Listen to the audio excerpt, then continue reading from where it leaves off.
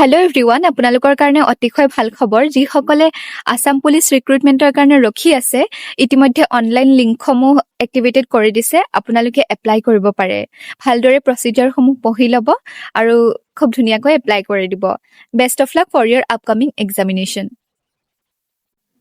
মই জব আছাম লিংকটোৰ পৰা আপোনালোকক দেখাই দিছোঁ। ইয়াতে চাব, এইটো লিখা আছে Assam police recruitment 2026 constable SI driver and grade 4 post.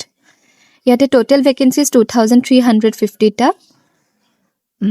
তাৰ ষ্টাৰ্ট ডেট হৈছে 16 ডিচেম্বৰ 2025 আৰু last date for apply 16 January 2026, মানে 16 জানুৱাৰী 2026 ইয়াৰ এপ্লাইৰ শেষ ডেট। আৰু কোৱালিফিকেশ্যন ক্লাছ 6ৰ পৰা গ্ৰেজুৱেশ্যন লেভেললৈকে।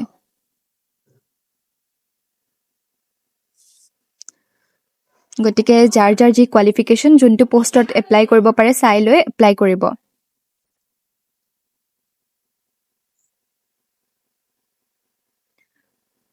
বাকীখিনিৰ ওপৰত মই ডিটেইলড ভিডিঅ' আনিবলৈ চেষ্টা কৰিম। ইয়াৰে এলিজিবিলিটি, এজ ক্ৰাইটেৰিয়া, তাৰপিছত মেডিকেল ফিটনেছেছ, এইখিনি আৰু এই ভেকেঞ্চিজখিনি আপোনালোকে লিংকটোত গৈ পেলাই, মানে ছাইটটোত গৈ পেলাই চাই ল'ব। এডুকেশ্যনেল কোৱালিফিকেশ্যন এইখিনি আপোনালোকে চাই ল'ব।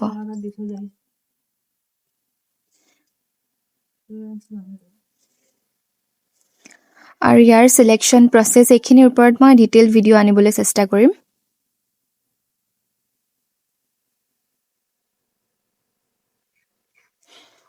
এতিয়া হাউ টু এপ্লাইত গৈ পেলাই এইখিনি ভালদৰে পঢ়ি কৰি ল'ব। আৰু ইয়াতে চাওক এটা বস্তু, নটিফিকেশ্যন ডেটটো, ষ্টাৰ্ট ডেট এইখিনি ক'লোঁ। এপ্লিকেশ্যন এডিট আপোনালোকে কৰিব পাৰিব। 17 জানুৱাৰীৰ পৰা 21 জানুৱাৰীৰ ভিতৰত যদি কিবা ভুল থাকে আপোনালোকে এডিট কৰিব পাৰিব। সেইটোৰ কাৰণেও কিবা অপশ্যন থাকিব। গতিকে আপোনালোকে গোটেইখিনি চাই কৰি ভালদৰে এপ্লাই কৰি দিয়ক। থেংক ইউ, কিপ ৱাচিং।